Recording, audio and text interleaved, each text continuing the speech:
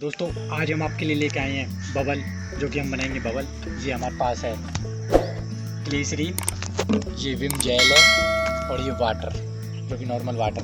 तो इन तीनों का हम घोल बनाएंगे और घोल बना के हम अपने बबल वर्क तैयार करेंगे, जो कि छोटे बड़े हर प्रकार के 3-4 वैरायटी के करेंगे। तो हम शुरू करते हैं।